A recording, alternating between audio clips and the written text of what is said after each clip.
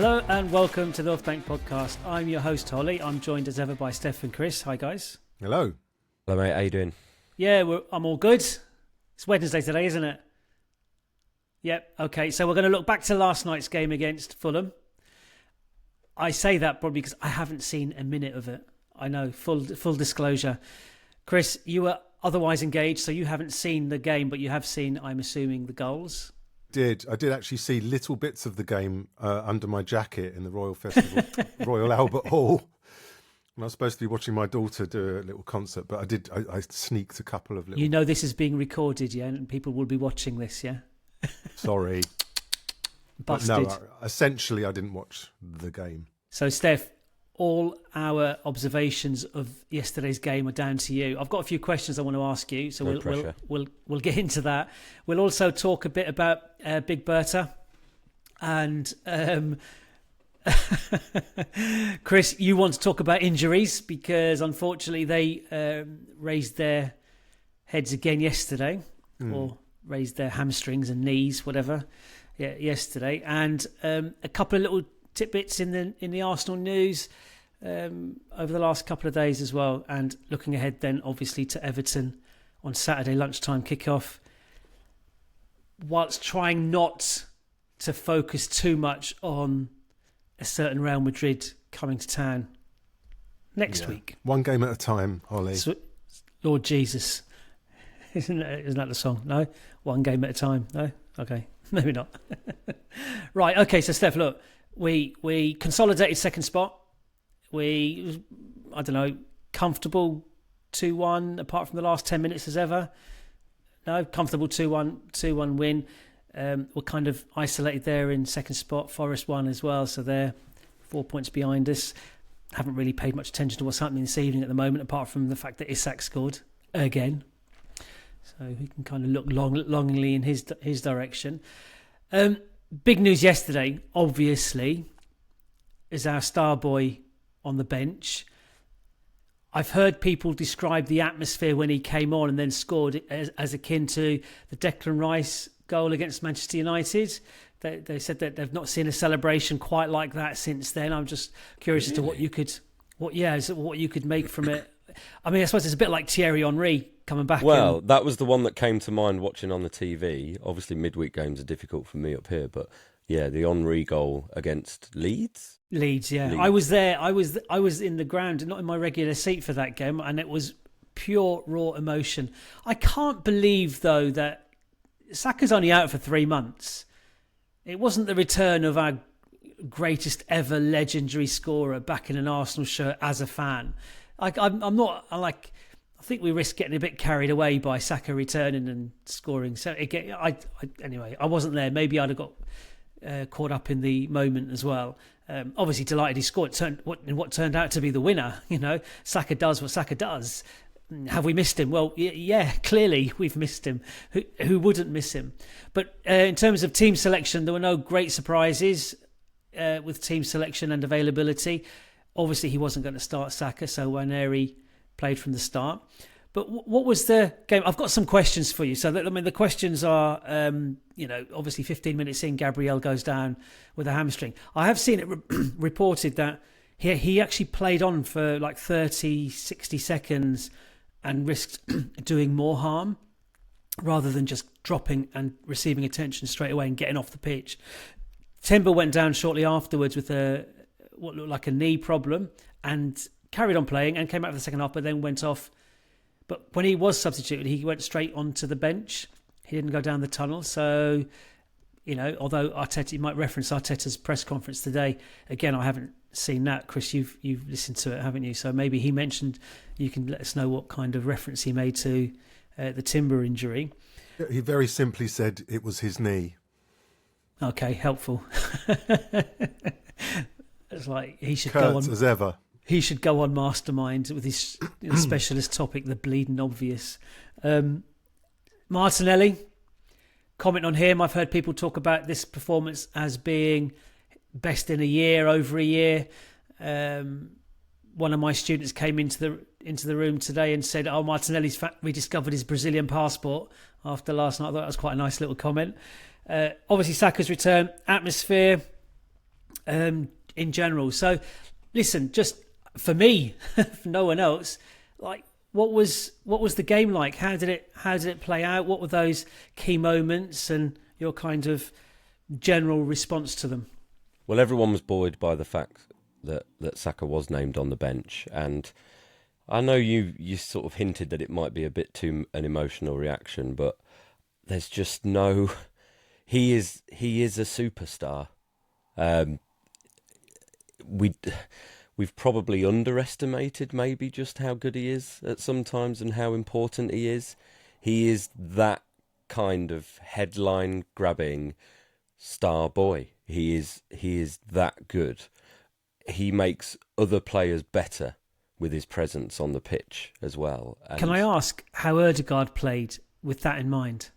yeah, I mean, look, before Saka came on the pitch, I thought Ødegaard was fine. I didn't mind the performance overall, to be honest. And then there was just some good link-up play as well. Ødegaard was trying some nice, neat little passes. Everything was trying to be progressive a little bit more. Skelly helps with that building up from behind, and Waneri's very creative on his side as well. So I thought it was generally a sort of good performance from Ødegaard. He was okay. Look, the pattern of play in the game was... I was surprised just how lower block Fulham came to set up with, because it really was stark. I actually got very annoyed with the co-commentator that was on the programme I was watching, who I can't place. I'm pretty sure that it was Carlton Palmer. I'm about 90% sure it was Carlton Palmer. Could I find anywhere online that listed who the actual commentators were for the programme I was watching? No. But I'm sure it was Carlton Palmer. And I don't know why. There was a moment in the first half where he summed up the game by saying, well, actually, I think Arsenal have got to do a little bit more. You know, Fulham have played some nice stuff. And what are you watching? Fulham have sat back, 2 banks of 4. In fact, really, it was a 4-5. And then Raul Jimenez up top, feeding off absolutely nothing, by the way. And we were, we had that pattern going of passing and trying to do what it can. I felt like, again, it was okay. There were a few more progressive passes. The key thing was Martinelli. Martinelli was taking on his fullback. He had Castagna just beat a lot of the time. And yeah, a couple of his crosses were one or two overhit, 1 or 2 hit at a player, that's fine. But the point was he was beating his man. And it gave us another way through. Then there was the pullback option or the cross option, and there was more variety that way, rather than just turning back and passing. So I don't know what game the co-commentator was watching. I just felt it then coloured it in my head as going, is he just looking for any excuse to have a little sort of pop? And I just... Isn't that kind of the popular narrative for we come up against a team that doesn't come out and attack us? Yeah, exactly. It's just that he just and it's that thing, isn't it? No incision in his commentary, no insight. But where there are games, trust me, there are plenty of games where we get rightly criticised for not doing enough to break a team down. West Ham is probably that game this season, easily. But there are other games where criticising the quality of the game can be as much about the team who are no interest in attacking as well. And I thought we were okay. It was fine. And yeah, it was quite good. But, Saka coming on is obviously the headline maker. Was that around about this 67, 68 minute mark? I was looking, and look, it was coloured by Gabriel going off injured. After Gabriel went off injured, that was a total mood killer. And I'm thinking, don't bring Saka on. I'm all right. Just leave him there. He's safe on the bench. It's okay. Well, I asked you you asked if we wanted updates, and I said yes. Your immediate update was Gabriel off injured with a hamstring. My immediate response was, I don't want any more updates, please. and that was the thing. Then Timber went down, and I'm there going, no. I really want to tell him. No, don't want to know. Do you want any more updates? No. Was it a mood killer in the ground? I can imagine everybody was thinking Madrid. Oh, yes, no.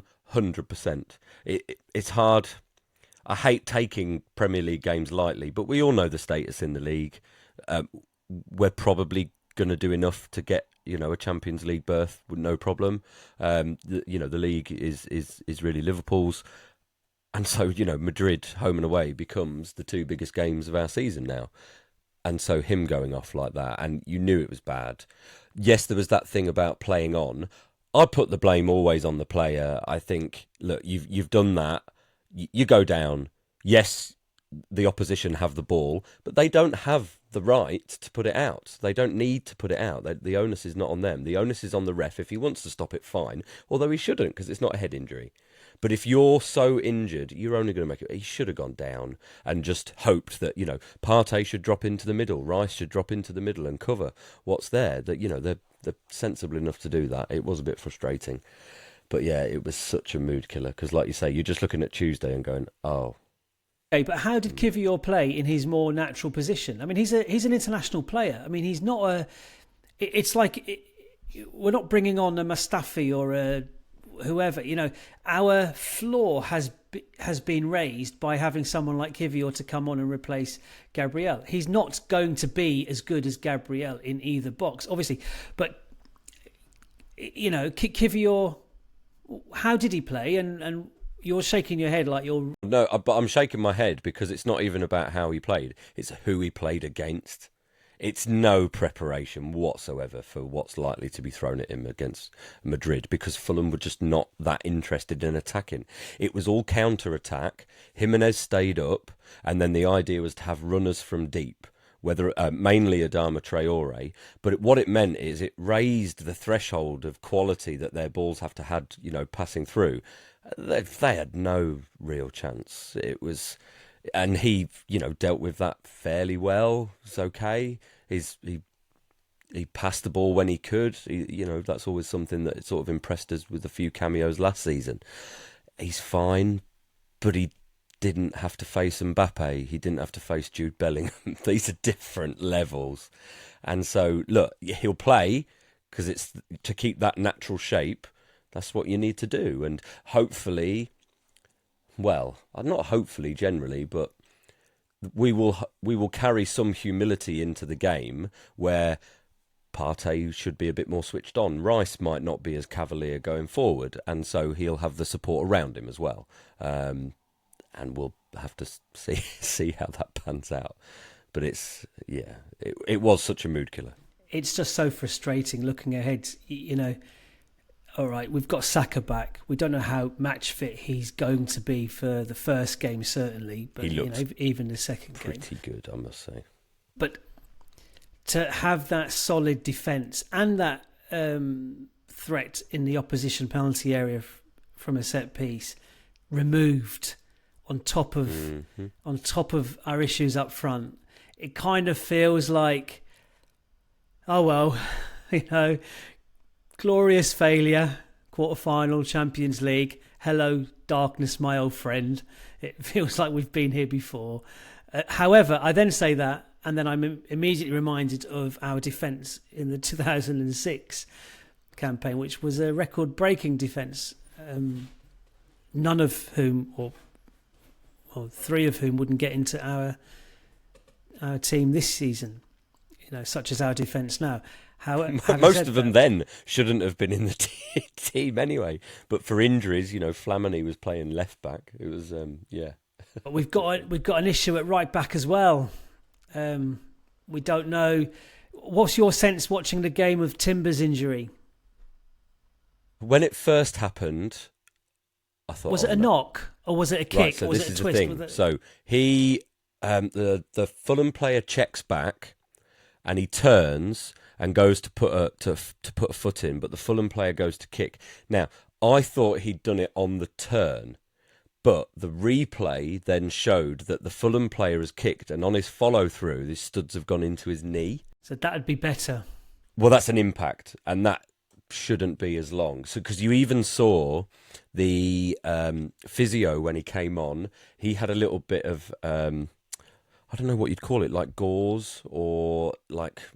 Like he'd had a cut. Yeah, more like he had a cut, and he was treating that rather than, a muscle sort of thing. And there were 2 marks on his knee. I mean, That's kind of what I saw on the telly. He played on though for quite a long time. Yeah, he did, and he came out for the second half. Exactly. So I think we are hopefully, fingers crossed, talking impact injury. But from what you're saying, that sounds like he's okay. He'll just be a bit sore and possibly won't start against Everton, and they'll save him because with Ben White's absence, if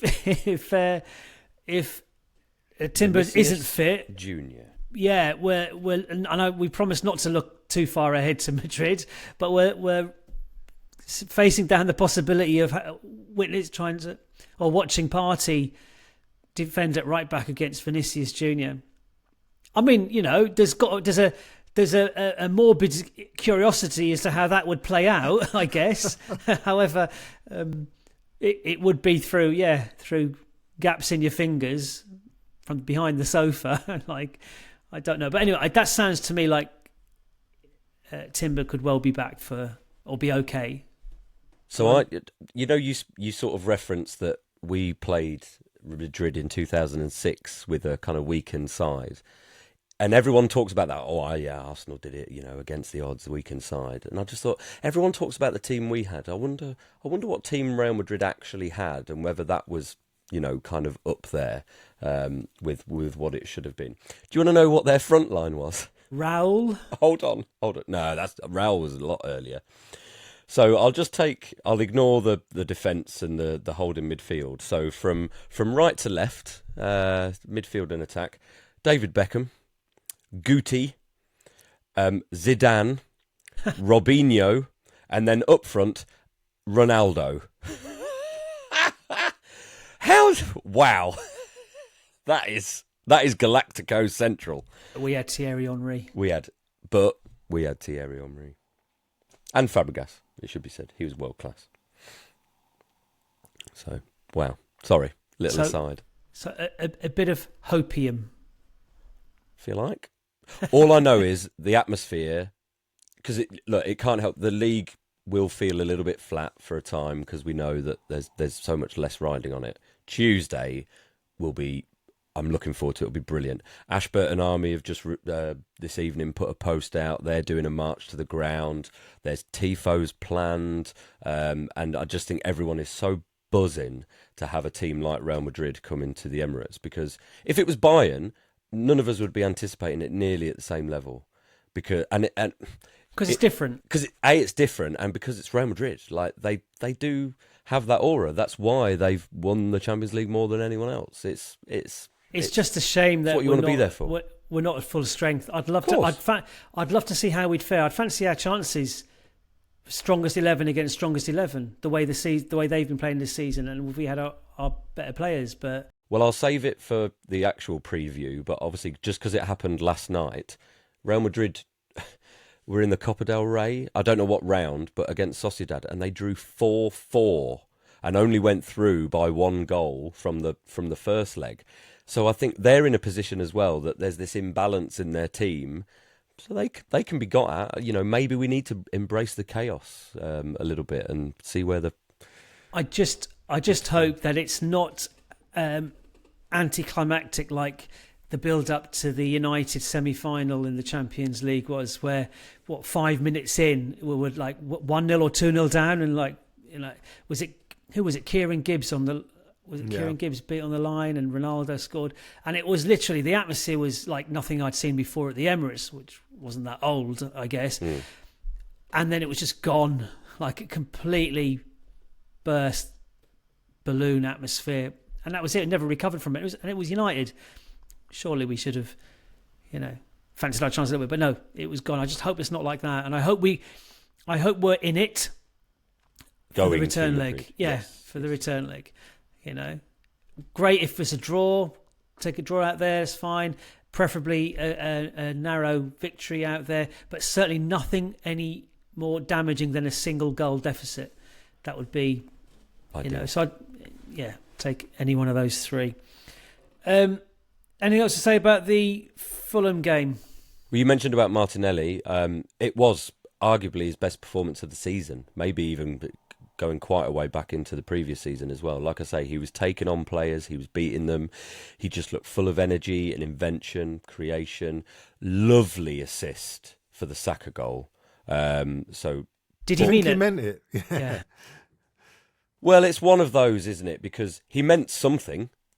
He might guide it towards that danger. He's guiding it area, to that danger area. Look, trying to maybe guide it, whether it goes on target or whether it just goes further along to take it away from the defenders. He meant something, and I thought that was just excellent ingenuity to get something on it, and then Saka can just tap in. Absolutely brilliant. And what was Nwaneri's assist like for the first goal? Marino. How did Marino play as well? Actually? Well, Marino's a nuisance. Marino is fine. He's doing all the right things. And Nwaneri's assist was build-up play. So his assist is completely like indiscriminate. Is that what I mean? Like indescribable. Like it's nothing. It's just a pass in build-up play. Because then Marino gets it in the box and sort of jigs around, tries to dig out a shot, and it does take a pretty devastating deflection to then go in the goal. But then their goal was a deflection as well, so not a huge amount you can point at that. It was disappointing to concede, but it never felt like it was really going to get away from us. I do have to say, I mean, I hate to criticise, but it's probably Lewis Skelly's first mistake.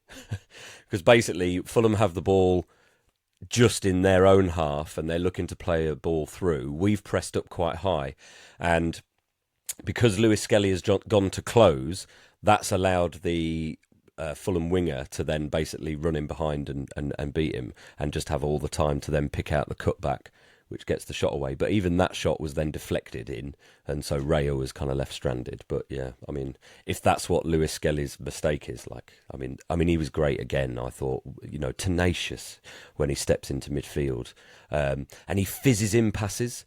He does this pattern, like every pass he means it.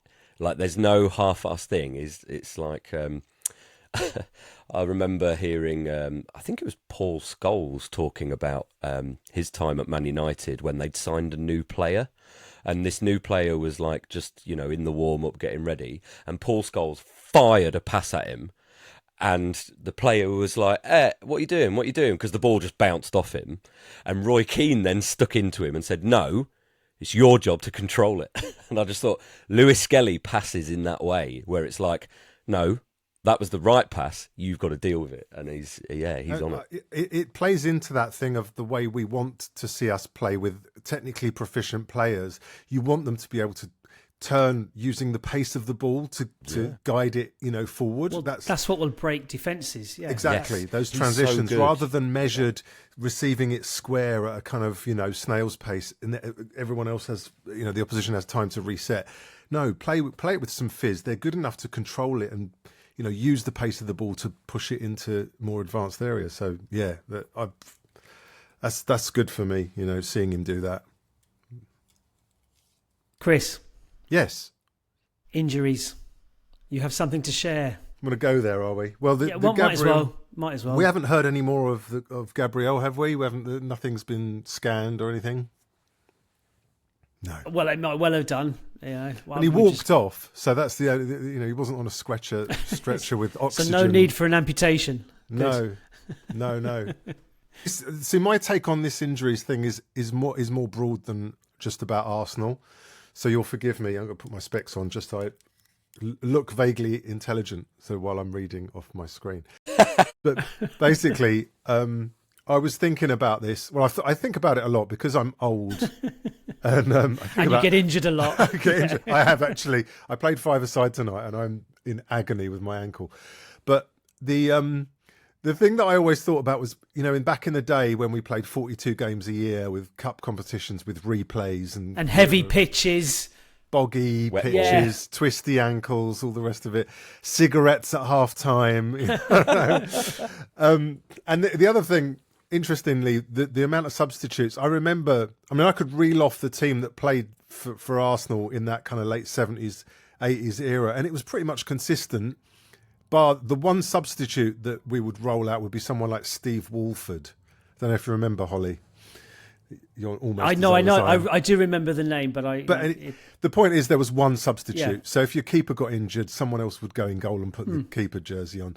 And keepers didn't get injured. They played with broken arms and backs, broken and necks. Yeah, they did. That's a fact. The two substitutes thing came in 87-88 season, and then 3 wasn't until the mid-90s, just to give you a bit of context of when they were allowed to make substitutions. And it was actually Don Revie, way back in the day, substitutions were only meant to be for injuries. So he was one of the first managers to sort of pioneer that thing of doing it for tactical reasons. And of course now it's just become de rigueur that you make substitutions tactically. But just thought that was worth a bit of context. And I know everyone will make the point that in those days it wasn't as athletic, and you only have to look at reels of when, I don't know, the Invincibles were playing. They do have a lot more space. There's more players are allowed to be more expressive. The way we play now is more kind of chess-like. You don't see players taking players on as much, because if you lose it, you go out of shape and it's easier to be countered on. Just the bar has risen considerably, I think, technically. So we can't argue that the modern game is kind of more advanced in that respect. You know, they run on average 10 kilometres a game, but it's not like running 10 kilometres on a slow kind of, amble around the park. It's anaerobic. It's these short bursts which create the sort of danger in terms of injuries. So that's just a bit of the kind of context. I found something quite interesting from an article about a year ago from The Guardian. Dr. Harrington, who's an athlete health lead at the UK Sports Institute and is a sports injury rehabilitation specialist, and he believes the increased football calendar is an easy out. It's like an easy excuse. In reality, and this is what he says, recovery time and preparedness are the main factors. From a scientific perspective, the physical effort across the whole aren't massive, so it's about what happens between games. One consequence is players not fully recovering from the efforts leading to fatigue. But also, perhaps players are underprepared for games because there's an overemphasis on recovery. So there's kind of a balance there. Maybe they aren't training long enough in pre-season or with appropriate intensity in season to sufficiently cope with the schedule. So it's like a double-edged sword. You over-prepare and overtrain and you'll break down, or you go easy and you risk being underprepared, also leading to breakdowns. He also says injury from cognitive load or mental fatigue is another problem. The speed of the game causes players to think faster for extended periods of time, alongside pressure from the media and fan expectations. The accumulation of cognitive load and fatigue perhaps leaves players more vulnerable to injury. So I thought that was really interesting, because we're always focusing on just the physical. And just a stat, hamstring injuries are up about 90%. Jason McKenna, who's the head of content for Premier League injuries, said. So before I offer some sort of solutions, I just want to know what you guys think of that so far. Well, it's interesting because Arteta has been accused of having too high intensity training between games. So the converse to what you've just said there, underpreparedness. The blame has been laid at him for like Havertz picking up a season-ending hamstring injury on a warm weather training camp in Dubai. That shouldn't happen.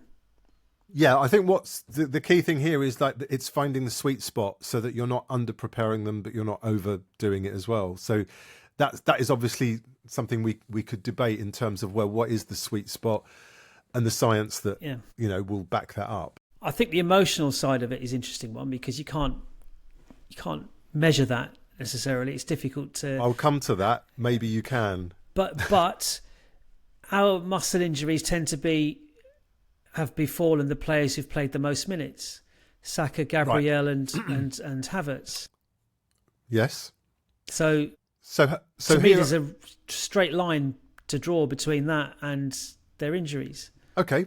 Shall I offer some solutions? And these are. Please. Well, I was just going to comment with it. So that there's also. Remember Granit Xhaka talking about how it took him 6 months to learn that left 8 role.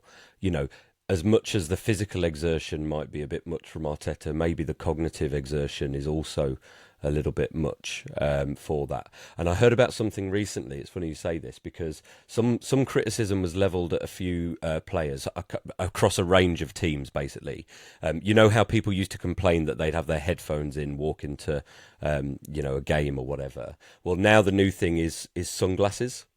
So they'll be wearing sunglasses that also block out peripheral vision. And apparently the science behind it is to cut down the stimuli, the input that they get, to literally not take as many things in and to not like think about as racing. much. Like a horse with blinkers and things like that. Exactly. So the idea is that their recovery and their rest time between the games is almost like one of these isolation tank things that they sort of go on, and they're looking for any of those little, it's marginal gains and all that sort of stuff in order to do that. So yeah, you'll see sometimes some players might be pictured in downtime between games with these sunglasses on, and it's to try and reduce the amount of input stimulation. And there is a thing, I talk about it a lot in schools with students, because from our devices and phones and literally from TVs, computer games, we get a thing called the blue light effect. So any artificial light, our brains are not evolved to really deal with that. So when we see it, we are stimulated the same way we're stimulated by caffeine and other substances that might cause us problems. So it's a way of trying to sort of thin that out as well, so that they get that mental recovery from it as well. But like you say, for me, it's the sweet spot. But also, every player will have their own sweet spot as well. And I can't imagine the thought that they must go into trying to get that right, but manage them. We could also definitely get it better. That from the outside, with complete ignorance from my part, we could probably get it a bit better as well. So, what are your solutions, Chris? Well, they're not mine per se. They're kind of an amalgam of what I've been reading, and I've chucked in a few which I think we've all talked about. So, firstly, which is perhaps the most obvious, is to reduce the number of games played overall. Fewer meaningless international friendlies, buys perhaps in the League Cup for the top teams, fewer games in the Champions League. I don't think any of it's going to happen, simply because of the filthy lucre that Club World Cup runs the game. Yeah, exactly. All these. Can I jump in on the international game? I think it was Declan Rice said about the most recent international break that the players actively look forward to getting away from the club setting because of the intensity of the club setting. It's refreshing. You meet up with people you don't see every day, and it's like, and so on that mental, that emotional thing, they don't see it like we see it. We see it as like, 2 extra games, that's going to add the minutes up. Let's not get injured. They actively look forward to it and enjoy it. So mentally, it's a positive thing. It might not be so good physically, perhaps, when they clocking up the minutes. But I just thought it was an interesting kind of observation or takeaway on take on international football and how the players themselves view it. It's not just about the pride of representing your country. It's everything else that goes along with it. You imagine. They probably. Do players have a day off in a week? They might do, but they might not. They have afternoons mostly. So they see each other all the time. They travel together all the time. There must be an element of stir crazy or familiarity breeds contempt. And so just having that clean break, international football, people from hearing, catching up with guys you've known for 10, 15 years, and what are they up to, and playing in different leagues. And so it's just like the whole thing is just refreshing from their perspective. So that's I just thought on the international. It's a really good point. It's a really good point. The other thing that I thought about was how we might be able to modify training. Arteta's spoken about it's not possible to train their muscles in the same way because of the fatigue. So they're not able to do certain types of training, when at this stage of the season when there's this fatigue level. So maybe a modification of the training. I remember Giggs way back started doing yoga, and he credits the extension of his career to doing yoga. As an old duffer myself, I'm finding yoga really beneficial to me, just on a kind of day-to-day basis. So maybe there's something in that the kind of training they do. Yes, of course, they need to be on the training pitch looking at tactics and whatever. But in terms of conditioning, maybe there's something else that can go alongside that. The other thing, having 2 players for every position, this thing we've talked about is having a deeper squad, having quality and depth so that we can rotate more. Is it really possible, unless you're paying bazillions, to keep 2 quality players? Say, take the Gabriel injury, for example. There's no way a centre-back of equal quality is going to be happy to sit on the bench while he plays pretty much every game. No, but you could play Kivior in some more games. In some more games, more straightforward games. Well, he clearly doesn't have enough faith in him to do that. I think he's a squad player. He's a squad player, and we are, to an extent, leaning into the efficiency of players like Gabriel to just be fit all season. And I just think we've got to a point now where it is almost like breaking point. And yeah, but unless you've got 2 players in every position that are of equal quality, I think that's just unachievable, keeping everyone happy in that way. Well, the upshot is what's happening. You lose the first. Yeah. You end up having to play that backup player because you've broken the first choice player. So yeah. And I think, are we now looking at this as the norm rather than the exception in terms of going forward? Are we going to see just more injuries happening and have to get used to it? And considering what happened to us last season, where we were, apart from Timber, relatively lucky injury-wise, is that going to be a bit of an outlier, in going forward, and that we're just going to? There's no international tournament this summer, is there? So in theory, players should be. Although they've just announced a North London derby overseas on the 31st of July, haven't they? So Hong Kong. Yeah. So, but there's no international football. So in theory, I think they want every player to get 5. Is it 3 weeks or 5 weeks complete break in the summer? Is there not Nations League? Because Marino's through in that. Well, that wouldn't run into July, though. That would be straight after the end of the season, like the first weekend after the Champions League final or something like that, wouldn't it? Normally, because I know there's the World Club thing. But that's only Man City, Chelsea. Yeah. Who have all the money in the world to deal with that. If there were teams that could have 2 players for every position, it's them 2. So good luck to them.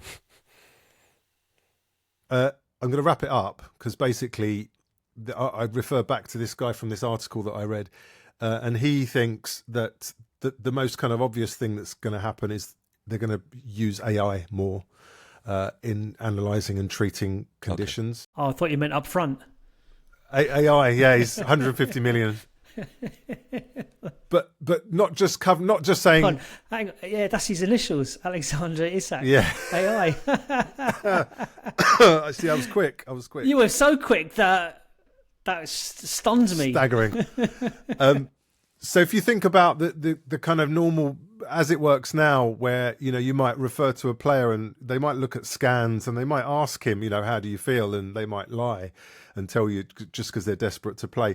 I think with AI, it just takes it on another level in terms of just analysing absolutely everything and then some, and maybe even the mental side of it as well, just to assess them.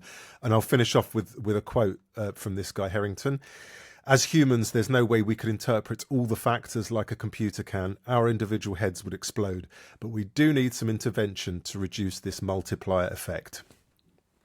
Excellent. So what I've heard there is it's all Arteta's fault. Yep. And we need to get AI in as soon as possible. Yeah, I'm jesting. I want it. To me, it's all bigger picture. I think, volume of games and the space between games is not enough for anyone, and there's a crisis point. Look, football is there to serve the TV audience, which is a shame because the TV audience will just keep lapping it up. Because if one TV audience moves away, because I actually watch a lot less football than I used to, because it's just too much. Can't keep on top of it, and actually the quality isn't always that great. Whereas a bit like the Real Madrid game, the game could be like dog shit, to be honest, on Tuesday, but I am so looking forward to it because of the uniqueness for us particularly. Whereas you get into the depths of what it used to be as the Champions League format was, or just, I don't know, like they keep expanding things like the Euros and the World Cup and stuff like that. The World Cup next year is going to be a farce because I think there's like 148 teams starting in it, and then they're whittling it down basically so the USA can get to a knockout game, and it's like, just, I don't know, it's just ridiculous. Whereas less is more. Sometimes, the reason precious gems are valuable is because they're rare. So actually, your football, you could probably justify the costs for a TV audience and their pay-per-view if you wanted to go down that route, or you could justify the subscriptions, because look, basically in England, where the Premier League is hosted, we pay the highest subscription package costs individually compared to the rest of the world, who can watch all the games, not worry about the 3 p.m. blackout. Well, I'd happily pay the levels that we're paying at the moment if there was more riding on those games and they were more of an event rather than just churned out one after the other. And like you say, because there's a breaking point coming. We know Rodri, we spoke of last time, kind of leading a players' union for it, and there's a player who's out for most of the season with an ACL injury. And we might sort of laugh and go, oh, Man City losing their best player, but actually we want to see the best players. But it's everyone's problem. It's not a Man City problem. No, it's not. It's everyone. And look at Spurs, look at United, look, every club, Villa, their defence, they've barely played the same defence all except season. Liverpool. They're so lucky that lot, aren't they?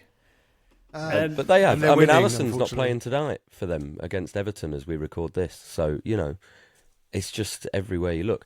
Women's football had that thing recently with ACL injuries. And obviously, as that sport has really grown over the last few years, they've looked at how women's sport...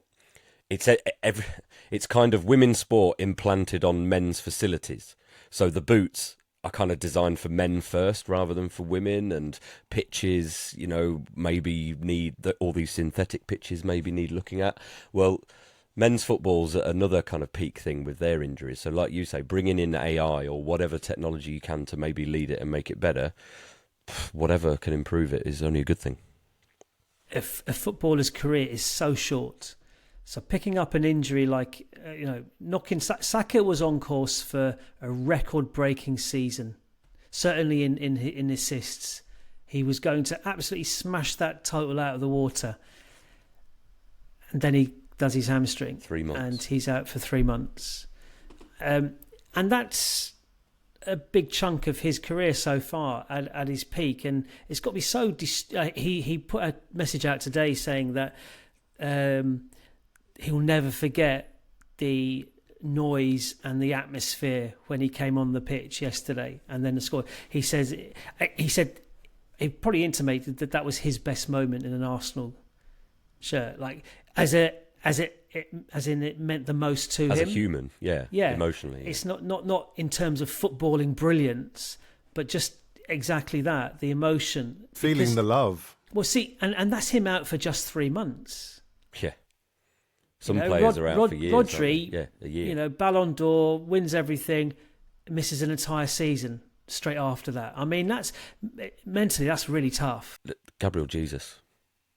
Look how good he was when he got that first... I know he hadn't scored for a few games, but he gets that first ACL, and it's just been battle after battle for the guy. I feel for him so much. Yeah.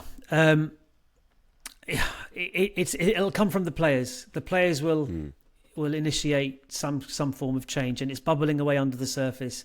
And the more big players that go down and come a cropper, the quicker that something will happen. But it's just more and more games, 2 extra games in Champions League.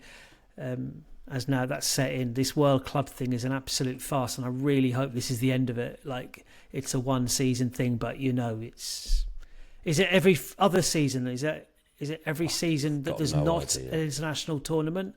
I haven't got the headspace for it. Yeah, they can't have that and anything.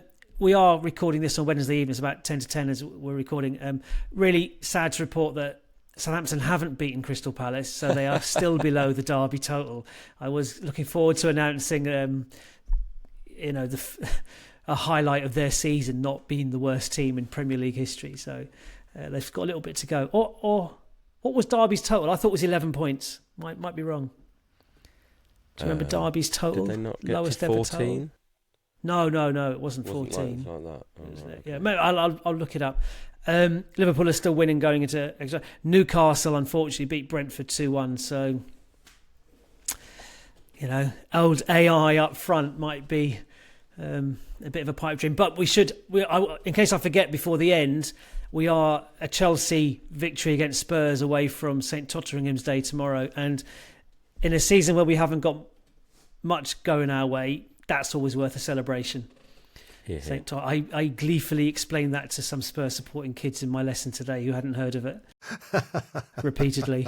The subject of today's lesson will be... was pretty much how much better Arsenal are than Spurs, because that's an argument I can win all day long. Looking at other teams, not so much. But just imagine that as a starter activity. Right, you've got 3 minutes, discuss. What do you think of Tottenham? What do you think of... Okay, look, Everton, go on. Derby, sorry. 11 points. You're right. 11 points. Yeah, I thought it was 11 points. So Southampton now, I think they're on to 10. Woo. But they would have gone to 12, so I was looking forward to announcing that. They'll beat us on the last day to break that. It won't matter. Don't joke. If it means we finish third, I'm here for it.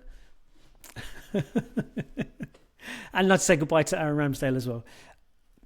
Everton, lunchtime kickoff on Saturday. Chris, seeing as you talked about injuries and so on, what team do you think? I'm not going to go into much of a preamble or build up for Everton. They're losing 1-0 going into stoppage time at Anfield. We're at Everton. It's Real Madrid next week. But what team do you think Arteta will put out? Do you think he'll have any consideration for Tuesday next week? Yeah. Well, it will be in terms of protection rather than the idea of playing Everton with Madrid in mind in terms of how we set up. I think it will go out the window. I think this is just one we need to get through and preserve those players that are fit, particularly the back line. So unfortunately, I've got Partey down at right back, Raya in goal, Saliba and Kivior, MLS. Can I just say that Partey at right back may well be preparation for Real Madrid? I refuse to accept that. No. Timber is going to be in an oxygen tent until then.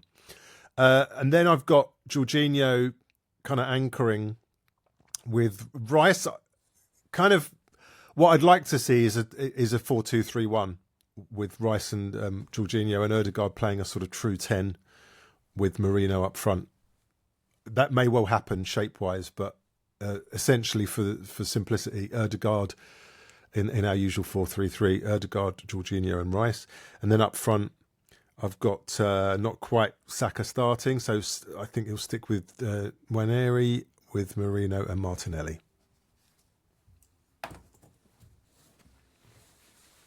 Yeah. Zinchenko came on and played in... It was the second PSV game, wasn't it?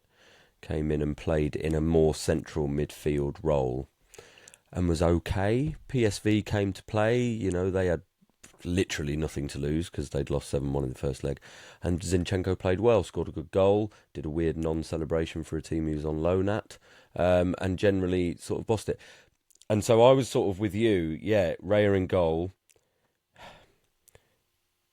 I was hoping Timber would be okay, but now I'm not sure. And like you say, it's not worth the risk. So Partey right back, Saliba, Kivior, Lewis Skelly, Ødegaard and Rice, but it's who's with him in midfield. Initially, I'd put Jorginho down, but I'm just not sure. And I wonder if he'll want to see Zinchenko more. No, I'm going to go Jorginho. And then Nwaneri, Merino, Martinelli up front. So that's exactly the same team? Yes. Yeah, same team, sorry, yeah. Jorginho, I don't know. We haven't seen a lot of him. He's not got involved that much. I've gone for exactly the same team as well. Have you? However, there's two caveats. One, he could well drop Merino back into midfield and play Trossard. And two, the second caveat, I think he'll be tempted to start Saka. I think he'll want Saka to start the game against Madrid, guaranteed. He'll want Saka. Now, what's the what's the best way? He's already had nearly 30 minutes. Obviously, depends on how he's responded to that. Like in back at London Colney today, I think he'll want to give him 60 minutes and hook him on the hour mark. He's not going to get any longer than 30 minutes. He could come on 60 minutes perhaps and get 30, 35 minutes, but that's quite early to make a change for the player you're taking off. And so I'm not sure he won't start Saka. I don't want him to. I want Ranieri to start, but I suspect, and it's just to get him up to fitness quicker. Now, there was a rumour, well, it wasn't a rumour, it was a fact, that he was in line to start against Chelsea, to be in the squad against Chelsea, and they decided just to hold off. And I think that this is why they held off, because they earmarked him to start the first Madrid game. They've not pushed him medically. He was medically cleared and personally felt good enough to be on the bench against Chelsea. But they didn't do that, and they've given him the extra 2 weeks of the international break to keep, I don't know the terminology for healing from a muscle injury, but to allow the scar tissue to whatever, even heal even more, whatever it is. So I don't want him to start, but I would not be surprised if he's announced as in the starting 11 and Ranieri comes on for him on the 60-minute mark. And then that's the 30 minutes, 60 minutes, and then he'll start again. He won't finish the game against Madrid. The intensity will probably be a bit too much. But then he'll play 70, 75 minutes against Madrid with a view then to starting the away leg and playing the full. I could totally see that happening. Your logic behind it absolutely makes sense. But one, that fills me with such dread. And two, Everton. And that's because two, earlier on, just before we started recording, I watched the first half of Everton-Liverpool. Tarkowski did that classic defender thing. Off. He absolutely cleared the ball, but he left an absolutely raised boot in on McAllister. Deliberate, It was awful. Referee gave a yellow card instantly, and in real time, okay, maybe understand why ref did that. How VAR have looked that and gone, stick with what the ref said, I have no idea, because it was so dangerous. Well, karma, who was the victim? Who was on the receiving end McAllister of that tackle? And who's got the only goal? Yeah. McAllister. Okay. Well, no, Jota. I'd rather not him score, but anyway. And so just the thought of Tarkowski doing something similar to Saka. Oh God. But look, I mean, there's players that are going to be there that we've all named. If anything was to happen to Raya, Saliba, look, we've got great players. And they're going to have to play some of them. So, look, if that's the plan, that's what we do. But I actually was quite impressed by Everton tonight. They're in fairly decent form. They're not winning they've drawn a huge 4 amount of and games. lost 1 of their last 5. Yeah. But that's okay. For where they are, they're safe, and they're probably just going to have a little Calvert-Lewin's not featuring. It's back. Beto up front, and he's doing all the right things. Yeah, he's not the most clinical in the world, but he had the ball in the back of the net at one point, but just offside very slightly. He also hit the post. So he's doing all the right things as a very, very lone striker up front, feeding off kind of scraps, really. But, Everton are always fairly dogged. You also said about Trossard coming in, and Trossard likes a goal against Everton. Pretty sure it was last season where we won 1-0 away at Everton, and he scored a lovely goal, first time take, as the ball came across him. That was really good to see. Well, that's what I'm thinking, that Marina might drop back into the Midfield. whole left by Party, who's gone to and then Rice to right drops. back, because he's more physical, and Everton will be physical. And you do think Rice could have more of a job to do defensively against Madrid, so that would play into a way of thinking as well. I don't know, but it's Everton. He's not going to have a huge amount to do. So, yeah. Chris, score.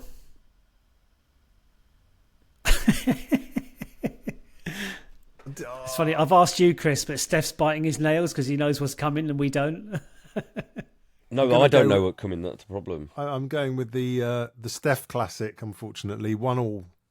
Me too. I've gone 1-1. Really? Yeah. Go on, Steph. If Gabriel hadn't gone injured yesterday, and neither had Timber, I might be a little bit more buoyant, but I've gone Doubtful. I've gone 1-1 as well. Oh, really? Wow. Oh, okay. You're going to the game, aren't you? I might have gone 1-0 Arsenal if we had those places. I am going. Yep, I will be picked up at 6:20 in the morning to get a lunchtime kickoff in Everton on the day of the Grand National, which is also held in or near Liverpool. So that'll be fun. Yeah. Last chance to go to Goodison, though, and that is a great ground to go to. Very, very old-fashioned. It's in the middle of the terrace housing, and, you know, I've always had a fairly friendly time up there at Goodison Park, so it'll be And there will be a bit Fabulous. of unity between the teams on the 9th minute. Yes. The Everton fans are going to, or have suggested a minute's, Super Kev. a minute's applause for Kevin Campbell, which is a nice touch. yeah, very good. Yeah, it's one of the Gladys Street, it's one of the oldest grounds, the iconic grounds, and I'm sure they're looking forward to their nice, shiny new stadium. But we know what it's like. Highbury's still my kind of Still home, romantic isn't it? footballing home. It will always be thus. It's the Emirates is okay. I don't have the last couple of seasons. The atmosphere's been much better at the Emirates. It's not. It will never ever be Highbury. Just won't. You can't compete with that. So it's Anyway, Big Berta. Right. I don't know why I'm saying that. Big Berta. Andrea Guy's like Berta. stick thin. Yeah, that's the other thing. No, Big character. Got like cheekbones up here, like coat hangers. Amazing. He's interesting because I've read a bit from Le Grove on him, and he doesn't like his appointment at all. He thinks he's too much like Raul Senlehi, the Black Book, the Contacts book. He also says that he feels that it was an Arteta encouraged appointment, which serves to give Arteta even more power, less challenge. That's not a good thing, he says. And the immediate, as we were recording our last pod, Ornstein dropped the Gyökeres rumour, that's an immediate red flag for Le Grove, because we've been planning, Sesko, the younger player with the higher ceiling perhaps, Isak obviously the ideal one, but then all of a sudden that's all gone, and your statement making contacts man, no, Gyökeres, he's the one. Now Gyökeres has an agreement to leave. I think it works out like £60 million, or even a bit less, and Sesko does. So there's an argument you could get both for less money than Isak would cost. And Nico Williams has a buyout clause, which is the other point I wanted to raise, or thing I noticed. Ed Aarons in The Guardian said today that Arsenal, through that Andrea Berta has already been in dialogue with Nico Williams' team about a move to Arsenal, and he's got a buyout clause as well. It's about 50 million or something like that. So he wants to make a big statement. He's sporting director in at one of the world's biggest clubs. He wants to make a statement signing. AI up front would be the statement signing for me, but chances are it's not going to happen. So I don't know. It was just an interesting kind of pause for thought from Le Grove. Just like, checks and balances. We had this with Wenger, and that's what caused, ultimately that was Wenger's downfall, that there was no challenge to him. He couldn't reinvent. Look, Ferguson was brilliant, at reinventing the team, but he'd replace his second in charge each time, and the second in charge wasn't a yes man. He challenged. Was it Brian Kidd and Carlos Queiroz and who else? McLaren. Yeah, Steve McLaren, absolutely, yeah. So again, that's the concern from Le Grove. I don't know, it might be unfounded. I don't know. What do you guys think? Yeah, I can see all those arguments being logical, and I must admit I'm going to find it hard to talk about because I'm far too cynical for any of it, really. I mean, the whole rumours thing. I just think it's very interesting timing, given that our optimism as a fan base could be a lot lower given the injury situation, etc., etc. And we've got a big game coming up against Madrid, and all of a sudden transfer stories are abound that we're going to have our biggest summer ever, and we're going to sign this player and we're going to sign that player, as a way to go, okay, yeah, well, this season hasn't quite worked out, but we've got Madrid coming up and we're going to go. And I just won't believe anything until season ticket renewals are out the way as well. It's the classic playbook of keep the fans interested, keep them hoping and thinking that the next big thing is around the corner, and then we'll go and do it, because we've just heard it so many times. And like you say, I think it would be weird to have done all that work and have all those stories about Sesko for all of a sudden that to be thrown out. That said, I'm going to contradict myself completely here. Some of Arsenal's best work has been done without any kind of smoke before the fire has been revealed. No one saw Ozil coming until it happened. So it might be that Sesko was something we were very much working on, and that was allowed to be, done publicly because he's young and because it's relatively lower risk, I suppose, in some respects. But maybe it was also a way of trying to convince the fan base of, yes, he's young, but that's kind of the point. So let's, try and get to know him a bit and warm to him, see where his potential lies. Whereas Gyökeres is a here and now kind of signing, isn't he? And let's face it, Isak is probably unattainable, especially now. Newcastle must be fifth now, right? They are fifth. Yeah. They've got a game in hand as well on the teams above them. And what's thoroughly depressing is Man City are fourth. Yeah. Someone posted, I don't know who was it, I can't remember. Someone posted a picture of the table of the top six and said there's an ethical case for only allowing the top three teams to qualify for the Champions League. Well, because of all the points being so close. Yeah, the other teams were such a soup. City, Newcastle, and Chelsea. Oh, so there was an ethical reason for not allowing them in. Fair play. Nice. I thought it was quite a clever comment. Yeah, the goalkeeper Garcia. What's his team in Spain? Espanyol. Yeah. They're only a point or two above the relegation zone, and so his fee will be either 22 million if they stay up or 12 million if they get relegated. So come on, Espanyol, you know what to do. They'll stay up. Sure. Add that 10 million onto the Isak bid. Well, I sort of laughed because there are a few videos doing when the Gyökeres story came out and Nico Williams rumours and all those sorts of things, and then it was tagged on about the goalkeeper at the end, and I said it would be very Arsenal to have all this noise about them, and then we just signed a backup goalkeeper. Yay! It can't happen. I mean, on that though, it can't, but it might. Okay, so. All this talk about Arsenal moving to Hackney Marshes for a new stadium and all that malarkey. There were loads of tickets available on the exchange for the Fulham game, empty seats, right up Fulham. Until kick-off. Yeah, and PSV we had the same, but Fulham's a league game, Premier League game. Right? Okay, there's not a lot of jeopardy on the Premier League, but that's got to be a cause for concern, surely, for the powers that be at Arsenal.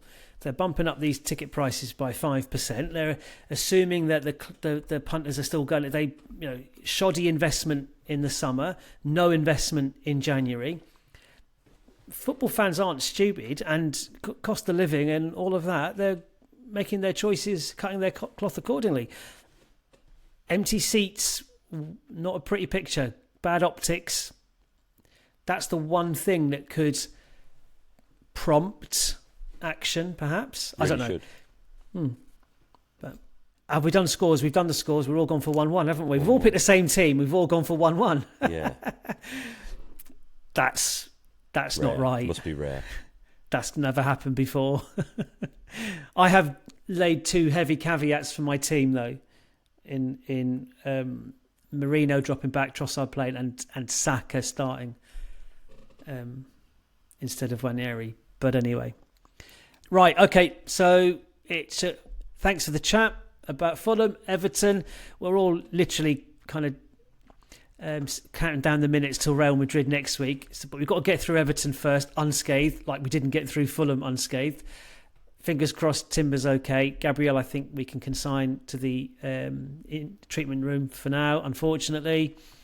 Enjoy the next few days, whatever you're up to. Enjoy the game. Stef, last time at Goodison Park, great occasion. And we'll catch up at some point on Saturday, perhaps, to look back on the game and look ahead to Real Madrid. So thanks for the chat. Thanks for listening. Thanks for watching. Be safe. Take care. See ya. Cheers.